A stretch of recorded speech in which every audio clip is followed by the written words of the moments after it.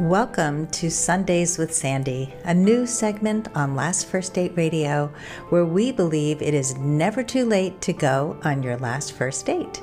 I'm your host, Sandy Weiner. I'm a dating and relationship coach, a communications and boundaries expert, and I want you to go on your last first date. You're dating someone, things seem to be going great, when suddenly he pulls away. The texting is less frequent, or maybe it stops altogether. He's not asking you out for another date. What's going on? Why do men pull away, and what do you do and not do when he does? First, let's answer why men pull away. There are two common reasons why men begin to communicate less often. Number one, he is busy and needs some space. And number two, he's losing interest in you. Let's talk about if he's busy and needs some space. I recommend getting curious about what that means to him. I'm assuming that he has told you, I'm busy and need some space. You should ask him some questions like, how busy are you? Are you too busy to see me? What does space mean? How long do you need? Is this a reason to break up, date other people, or simply wait it out? Those are things you need to consider when a man says he needs space. Often it means he wants to break up with you and he's just buying time, but sometimes it's legitimate. Sometimes he actually is really busy with something really important like a work project, or somebody is sick in the family and he has an emergency. Don't immediately assume anything. Reason number two, he's losing interest in you. That's much more common. If that's the case, it can feel hurtful, it can feel painful. You may have developed some strong feelings for him. You might have been planning a future with him, often before there's even enough in the present to know him well enough to see a future or plan a future. And as hard as it is to accept that he is pulling away due to a lack of interest, I want you to process this before reacting in any way, which leads me to what not to do when he loses interest. Number one, don't try to win him back. The worst thing you can do is to push, to beg, to start doing things that are manipulative. Even though it's hard, respect his wish and realize some things that aren't working in this relationship. Number two, don't ruminate and overthink about what you might have done wrong. We often just go to self-blame. What's wrong with me? What did I do to cause this? And I don't want you to ruminate and overthink because there's a good chance that it has nothing to do with you.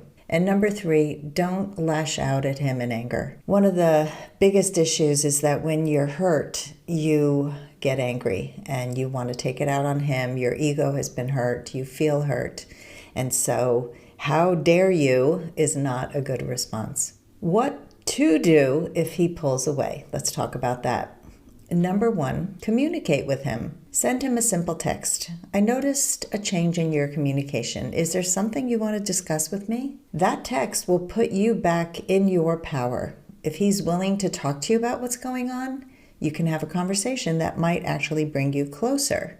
It also might end things, but that will give you closure and you will have your answer. Don't avoid communication. This is something we often do is like, just give it time, wait and see, what is he going to do? And then you're sitting there with anxiety. So do communicate and see what happens. Number two, practice self-compassion.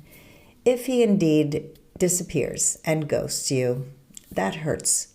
This is one of the hardest things to deal with. And so in that case, I recommend you practice self-compassion and be kind to yourself.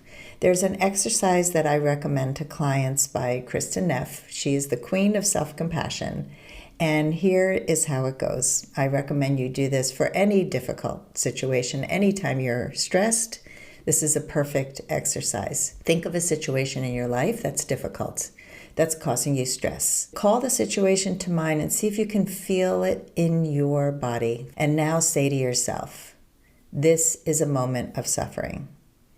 That is how you bring mindfulness to the situation and you separate I am suffering to this is a moment of suffering. Other ways that you can express that is this hurts or ouch or this is stress. Number two, suffering is a part of life and that's humanity.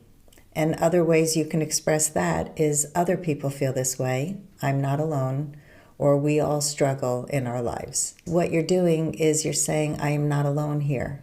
I am part of a bigger picture. Lots of people go through this. So while I am in pain and while this hurts, this is also a part of life.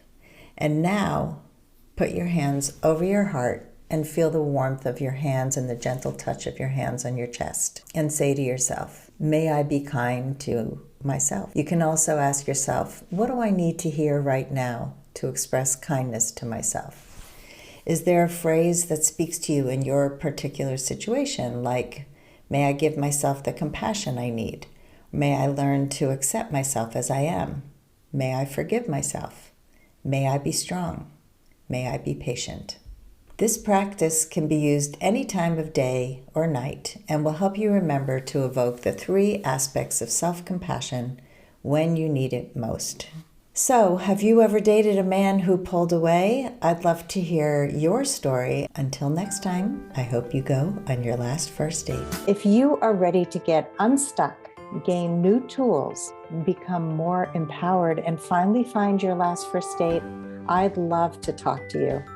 Fill out an application to be considered for a complimentary half-hour love breakthrough session at lastfirstdate.com/application. That's lastfirstdate.com/application. I look forward to talking to you soon.